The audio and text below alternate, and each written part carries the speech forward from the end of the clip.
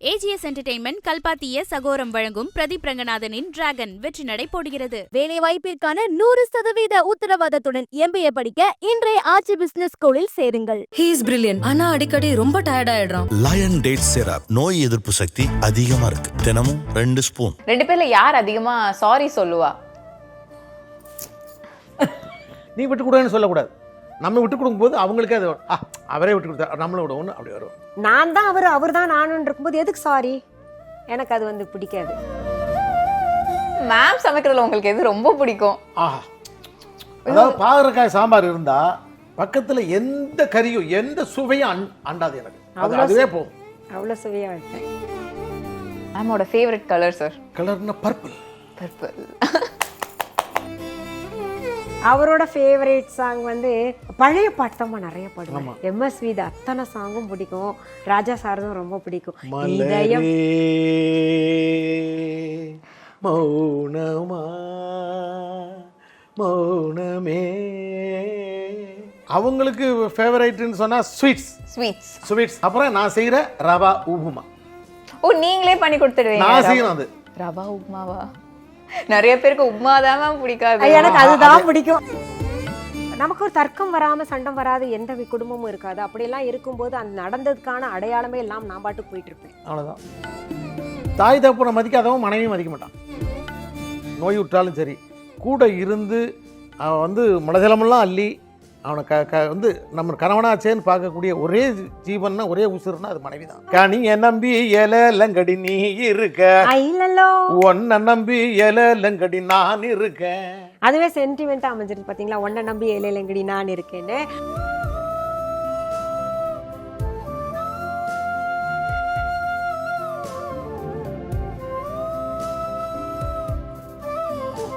இந்த வேலண்டைன்ஸ் டேக்கு உங்களுக்கு ஒரு சர்ப்ரைஸ் இருக்கு. சாப்பிடுற சம்பந்தப்பட்ட என்னமோ வருது. Here's the surprise. Okay. பீஸா, காதல் பீஸா. காதல் பீஸாவே எங்கே கடை எங்கே தந்தது யாரோ நீர்தானோ. என்னன்னா எனக்கு பிடிச்ச ஃப்ளேவர். ஆஹா, இது பிச்சு சாப்பிட மனசு வரலையே. உண்மையாலுமே இந்த ஹார்ட்டை பிக்கவே மனசு வர மாட்டேங்குது. இதுக்குன்னே செஞ்சிருக்கான் பாருங்க. ஆமா.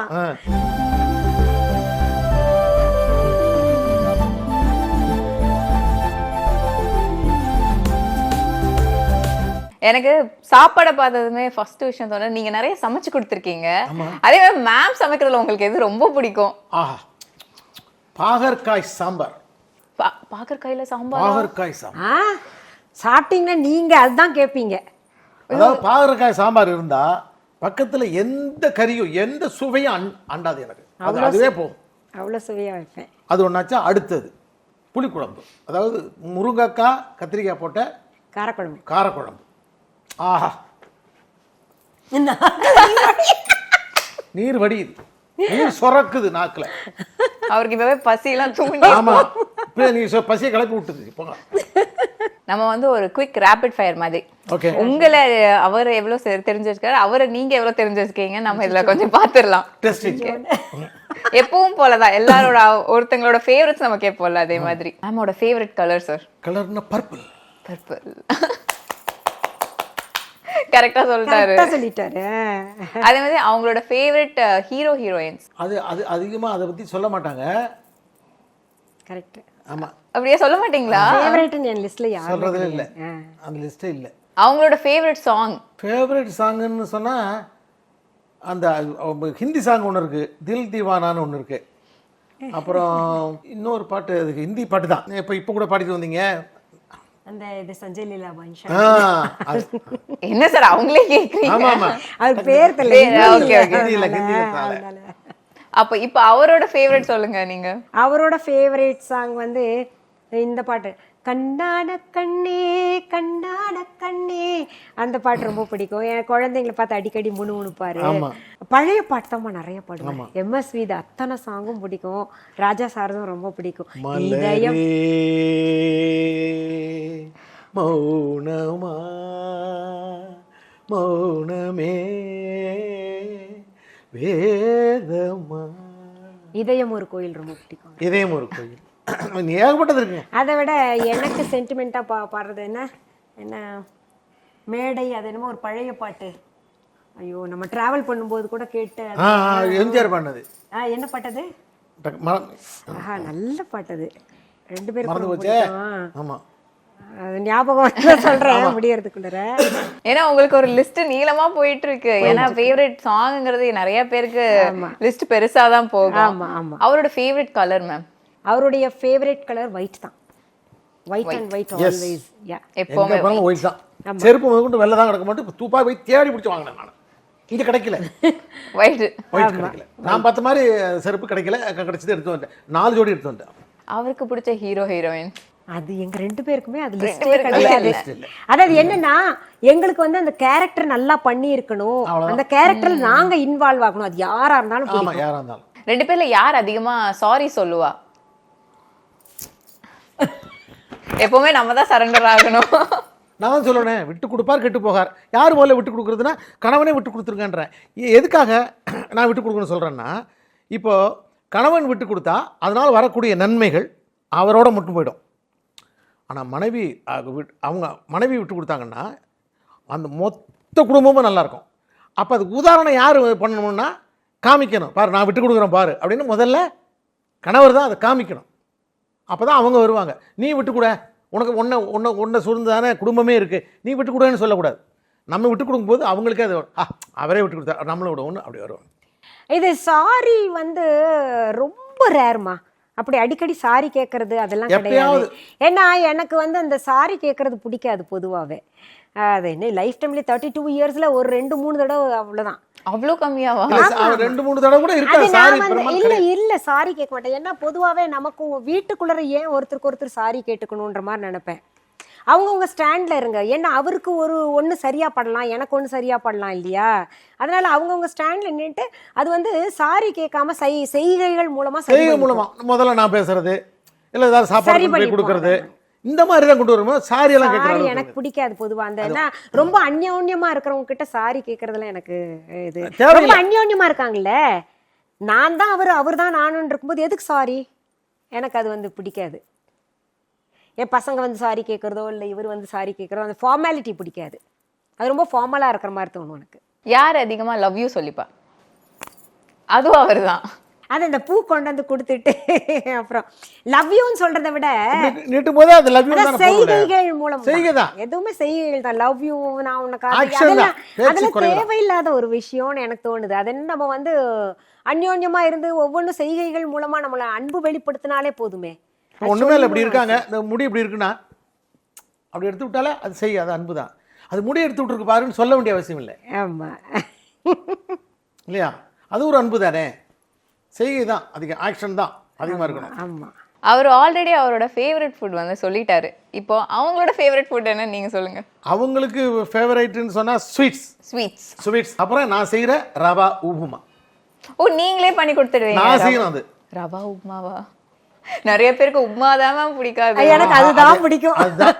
ஆனா நீங்க ஒரு தடவை சாப்பிட்டீங்கன்னா மறுபடியும் ரவா உப்புமா. உங்களுக்கு ஒரு விஷயம் தெரியுமா?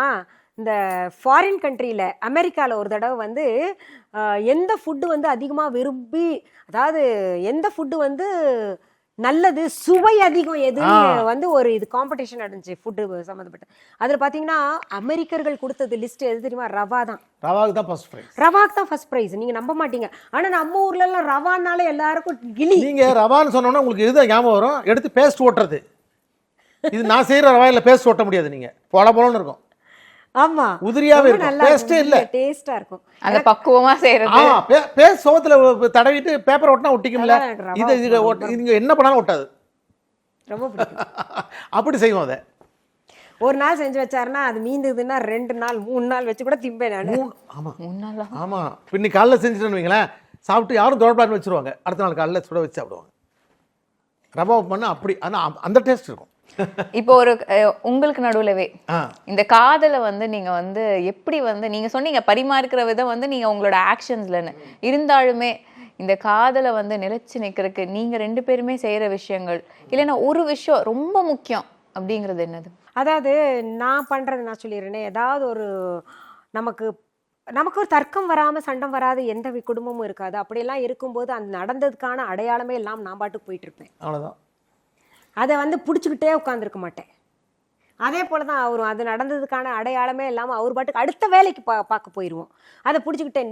நீ ஏன் இப்படி பண்ண, இந்த புது புது அர்த்தங்கள் ஒரு படம் வந்துல, நீ இதுக்கு முன்னாடி இந்த டைலாக் சொன்ன, அதுக்கு பின்னாடி இப்படி பண்ண அப்படி பண்ண, அந்த சமாச்சாரமே கிடையாது. நிறைய பேர் குடும்பங்களில் அதுதான் நடந்துட்டுருக்கு. நீ இப்படி சொன்னியே, நீ எப்படி இது சொல்லலாம், நீ அப்படி சொல்லலாம். இதில் இன்னொரு விஷயம் பார்த்தீங்கன்னா, பொதுவாகவே தர்க்கம் அப்படின்னு வரும்போது, சண்டை அப்படின்னு வரும்போது பார்த்தீங்கன்னா, சம்மந்தமே இல்லாமல் அவங்க பாட்டுக்கு அவங்க வேலையை பார்த்துட்டு இருப்பாங்க. யார்? பேரண்ட்ஸு, கூட பிறந்தவங்க. நம்ம என்ன தெரியுமா சொல்லுவோம், நம்ம என்ன தெரியுமா ஒரு பெரிய தப்பு பண்ணுறோம், யாரை சொன்னால் இவங்கள சொன்னால் கூட அவங்க விட்டுருவாங்க, சரி சண்டை போட்டு அவங்க பேரண்ட்ஸை பற்றி சொல்லும்போது இன்னும் கோவம் வரும். எல்லாருக்குமே வரும். என்ன பேரண்ட்ஸை பற்றி சொன்னால் எனக்கும் கோவம் வரும்ல. பெரும்பாலான குடும்பங்கள்ல அதுதான் நடந்துட்டு இருக்கு. தாய் தகப்பனை மதிக்காதவன் மனைவியும் மதிக்க மாட்டான். பெரும்பாலான குடும்பங்கள்ல ஹஸ்பண்டை மட்டும் இல்ல மனைவியை மட்டும் இதை சண்டை போட்டுக்கிறது இல்ல. உன் அப்பனை பத்தி தெரியாதா, உன் அம்மாவை பத்தி தெரியாதா, இதுலதான் பிரச்சனை வரும். அது இப்போ வந்து பெருசாகும். அந்த மாதிரி ஊதி தள்ளப்படாது. சண்டை போட்டாங்களா மறந்துட்டு அடுத்த நாள் இதுமே இல்ல தெரியாத மாதிரி ஒன்றும் நடக்காத மாதிரி சகஜமாயிடணும். ஏன்னா யாருங்க கூட இப்போ லைஃப்லாம் கூட வர்றவங்கள லைஃப் பார்ட்னர் சொல்லுங்க. அவங்களோட தினமுமே பார்க்குறோம், நம்ம ஒரு எத்தனை முறை பார்க்குறோம் ஒரு நாளைக்கு. அதை வந்து இழுத்துட்டு ஜவ்வு மாதிரி இழுத்துட்டு போனால் எப்படி கண்ணோட கண்ணு சேர்த்து பார்க்க முடியும், எப்படி அடுத்தடுத்த வேலைகள் கடைசி வரை அவன் கணவன் எப்படி இருந்தாலும் சரி, முடியலாம் சரி, நோய் விட்டாலும் சரி, கூட இருந்து அவன் வந்து மலஜலமெல்லாம் அள்ளி அவனை வந்து நம்ம கணவனாச்சேன்னு பார்க்கக்கூடிய ஒரே ஜீவன்னா, ஒரே உசுறுனா அது மனைவி தான். வேறு யாரும் வரமாட்டாங்க. நீங்கள் வந்து நான் இப்படி சொல்கிறேன்னு நினைக்காதீங்க. முடியாது அவங்களால. 4 நாள் பார்ப்பாங்க, ஸோ முடியலப்பான்ட்டு போயிடுவாங்க. அந்த அன்பெல்லாம் அப்படியே போ குறைஞ்சி எங்கேயோ போயிடும். ஆனால் ஒரு நாளும் மனைவி அப்படி இருக்க மாட்டான். நல்ல மனைவி அப்படிதான் இருக்கணும்ன்றோம். நாங்கள் அப்படி இல்லைன்னா கூட அப்படிதான் மனநிலையை உருவாக்கிக்கணும். இந்த நிகழ்ச்சி மூலமாக சொல்கிறோம். ஆமாம். நீங்கள் அவங்களுக்கு வந்து மூக்குத்தி வாங்கி கொடுத்தீங்களே, நீங்கள் சாருக்கு என்ன மேம் வாங்கி கொடுத்தீங்க முதல்ல? இல்லை சொல்லிக்கொள்ள ஷர்ட் தான். அதுவும் இவங்களுக்கு பிடிச்ச ஷர்ட், அது நல்ல டார்க்காக இருக்கும். பேண்ட் போட்டு இதை போட்டு வாங்கம்மா. இல்லை, எனக்கு ஹியூஸ் கலர்ஸ் பற்றி நான் படிச்சிருக்கேன் நிறைய. எனக்கும் சொந்த அனுபவம் இருக்குது. நிறைய பேர் என்ன நினைக்கிறாங்க, இது ஒரு டிப் மாதிரி சொல்கிறேன், டார்க்காக இருக்கிற மக்கள் வந்து லைட் கலர் போடணும், எல்லோவாக போடணும், இல்லாட்டி க்ரீமாக போடணும், அப்படி தான் நினைப்பாங்க. கிடையவே கிடையாது. பார்த்தீங்கன்னா டார்க்காக இருக்கிற பீப்புள் வந்து கொஞ்சம் டார்க்காகவே போட்டாங்கன்னா இன்னும் ரொம்ப அட்ராக்டிவாக தெரியுவாங்க. இது ஆரம்ப காலகட்டத்தில் இவருக்கு புரியவே இல்லை. நான் கொண்டு வந்த வேண்டாம், இது கொண்டு போய் திருப்பி கொடு, கடைக்காரன்ட்ட கொடுத்துட்டு வேற கலர் மாத்திட்டு வா அப்படின்லாம் சொல்லுவாரு. ஆனா இப்ப பாத்தீங்கன்னா அவரே அனுபவபூர்வம் உணர்ந்திருக்காரு. டார்க் ப்ளூ டார்க்கா போட்டு போனோம்னா சூப்பரா இருக்கும், இன்னும் ஹைலைட் பண்ணும். அது வந்து இயல்பு. அது வந்து நிறைய பேருக்கு அந்த கலர்ஸ் பத்தி புரியல. பக்கத்துலயே பர்சனல் ஸ்டைலிஸ்ட் ஒருத்தங்களை வச்சுட்டு இருக்கீங்க.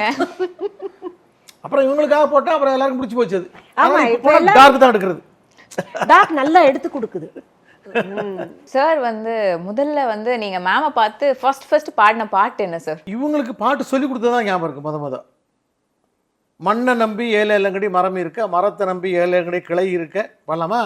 மண்ணை நம்பி ஏழங்கடி மரம் இருக்க, மரத்தை நம்பி ஏழங்கடி கிளை இருக்க, கிளைய நம்பி ஏழங்கடி இலை இருக்க, இலைய நம்பி ஏழங்கடி பூவு இருக்க, பூவை நம்பி ஏழங்கடி பிஞ்சு இருக்க, பிஞ்ச நம்பி ஏழங்கடி காய் இருக்க, காய நம்பி ஏழங்கடி கனி இருக்க, கனிய நம்பி ஏழங்கடி நீ இருக்க, ஒன்ன நம்பி ஏழங்கடி நான் இருக்கேன். அதுவே சென்டிமெண்டா அமைஞ்சிருக்கு பாத்தீங்களா, ஒன்ன நம்பி ஏழங்கடி நான் இருக்கேன்னு. அந்த பாட்டு சொல்லி கொடுத்தாரு. மற்றபடி பாத்தீங்கன்னா நிறைய பாட்டு எழுதி இருக்காரு. அந்த எங்களுடைய பாட்டை நீங்க 1-2 சொல்லலாம். நம்ம நிறைய பாட்டு எழுதுனதெல்லாம் பாத்தீங்கன்னா எங்களை 2 பேரை சுத்தி தான் வரும். மாமா மருதைக்கு போகலாம் வாங்க அப்படின்னு எல்லாம் பாட்டு இருக்கு, நிறைய இருக்காது. இந்த காலத்துல யாருமே வந்து இந்த லெட்டர் எழுதி அப்பெல்லாம் வந்து லவ் பண்றதே இல்ல. அந்த காலத்துல இந்த லெட்டர் மட்டும் தான் இருந்துச்சு. அப்பெல்லாம் வந்து நீங்க இவங்க வீட்டுக்கெல்லாம் லெட்டர் அனுப்புவீங்களா? இல்ல போஸ்ட்ல. இப்போ SMS இருக்கிற மாதிரி அப்ப போஸ்ட்ல வரும் எனக்கு லெட்டர்ஸ். நான் எங்க இதுல போட மாட்டேன், தெரிஞ்சிரும் எங்க இருந்து வந்திருக்குன்னு. அதனால பேர் அட்ரஸ்லாம் மாத்திடுறது, அடையார்ல இருந்து போடுறது. ஓ, உங்க வீட்ல அந்த மாதிரி லெட்டர் எல்லாம் மாட்டி இருக்கா?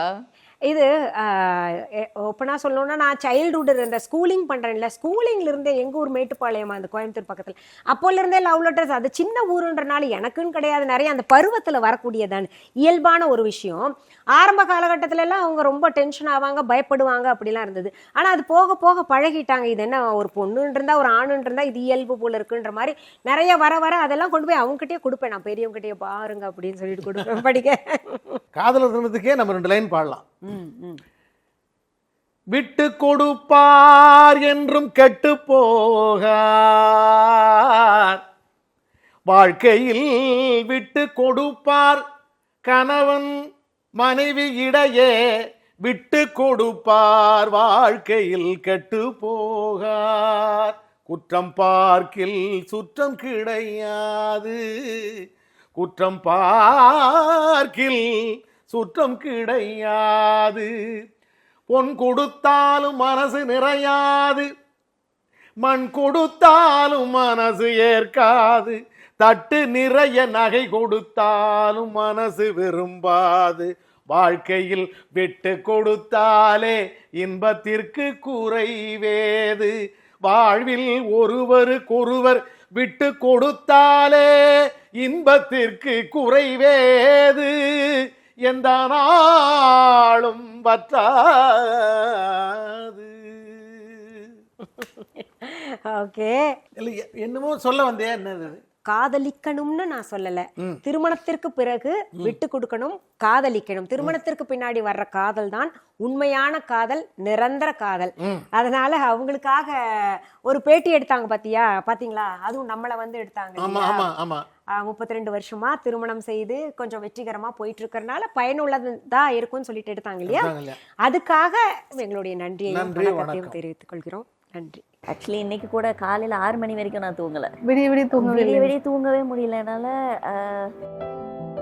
திடீர்னு ஞாபகம் வந்து எடுத்துட்டு சொன்னேன், இன்னைக்காவது தயவு செஞ்சு செக் பண்ணலாமா அப்படின்னு சொல்லி. அப்போ செக் பண்ணும்போது தான் அன்எக்ஸ்பெக்டடாக பார்த்தா பாசிட்டிவ். ஐயோ எத்தனை பேபி செலக்ட் பிளான் பண்ணி வச்சிருக்கீங்க? அடுத்திருக்காங்க உட்காந்து. எனக்கு பேபி பிடிக்கும், அதை தாண்டி யூ ஆர் மை எவ்ரிதிங்ன்றது அந்த ப்ராமிஸ்க்கு அப்புறம் தான் வி காட் மேரிடே. அதை தாண்டி அதை ஒரு விஷயம் அஃபெக்ட் பண்ணுதுன்னா அது ஆப்வியஸாக வந்து நம்ம கோவம் வரும், இரிட்டேட் ஆகும் தான். ஸோ அதனால ஆக்சுவலி நைட்டு அவர் ஷூட் முடிச்சுட்டு எவ்வளோ டயர்டாக வந்தாலும் வந்து என் கூட உட்காந்து சீரியல் பார்த்துட்டு சாப்பிடும் போது என் கூட தான் உட்காந்து சாப்பிடுவார். அண்ட் இன்னொரு விஷயம் என்னென்னா, சாப்பிட்றியான்னு கேட்டால் இல்லை பசிக்கலன்றாங்க. நான் ஆர்டர் பண்ணிவிட்டு அது வந்தாலே அது ஃபுல்லாக சாப்பிட முடியும், அப்படியே உட்காந்துட்டு இருப்பேன். நான்வெஜ் அவ்வளவா பிடிக்க மாட்டேது, அம்மா பண்ணா மட்டும் பிடிக்குது. அம்மா இல்லை மதரின்ல அம்மா பண்ணா மட்டும் அது தெரியல, ஏன்னா சின்ன வயசுல இருந்து அவங்க டேஸ்ட் சாப்பிட்டு அப்படி இருந்ததாலயே. இப்போ நீங்க தான் சொல்லுவீங்களா இதெல்லாம் சாப்பிடணும் இதெல்லாம் சாப்பிடக்கூடாது இப்படிதான் இருக்கும், ஏதாவது இன்புட்ஸ்லாம் கொடுப்பீங்களா? இல்லை பால் சாப்பிட்றதுக்கு முன்னாடி நான் வந்து இது சாப்பிட்டேன், இப்போ நான் பால் சாப்பிட்டேன்னா வாமிட் வந்துடும். வாமிட் வந்துச்சுன்னா அதனால இதான் நான் யோசிப்பேன், ஐயோ பாலை கெடுதல் போல நான் யோசிக்கிறேன். கூகுள் பண்ணாது, ஸ்மெல் பேட் ஃபார் ஹெல்த்னு கூகுள் பண்ணேன். இப்போ அந்த கிரேவிங்ஸ் வரப்போ அவர் சாப்பிட்றது அந்த ஜங்க் ஃபுட் அதெல்லாம் உங்களுக்கு கிரேவிங்ஸ்ல வராதா? எப்பவுமே கேக் வேணுமா சாக்லேட் வேணுமா காட்டாதீங்க, எனக்கு பிடிக்கல. இப்போ வரைக்கும் அவங்களுக்கு வரவே இல்லை. வெறுப்பெல்லாம் ஏற்றுவீங்களா? சாப்பிட்டு காட்டி வெறுப்பேற்றுறதா? அவர் எப்படின்னா அவர் எது சாப்பிட்டாலும் ஃபர்ஸ்ட் எனக்கு கொடுத்துட்டு தான் சாப்பிடுவாரு. எங்கள் வீட்டில் பான்சன் ஒரு பூனை குட்டி இருக்கு, அது நல்லா கொஞ்சிறது எல்லாமே அடிக்கிறது உதைக்கிறதுல அதை கொஞ்சமாதே நல்லா புழிஞ்சு எடுத்துருவாரு. அப்படியே காம் பண்ணிடுவாங்க, அதுவும் அப்படியே ஏமாந்துடும். என்னன்னு மட்டும் கிடையாது, எல்லாருமே ஆக்சுவலி வீட்டில் உள்ளவங்க எல்லாருமே ஜென்ரலாக நல்லா பார்த்துப்பேன். ஸோ அதுதான் அந்த கஷ்டம்லாம் இருக்கும்போது இந்த பேபி உதைக்கும் போது அது மூவ் பண்ணும் போதெல்லாம் அதெல்லாம் ஜாலியாகிடுது அதுக்கப்புறம் அப்படின்னு சொல்லிட்டு.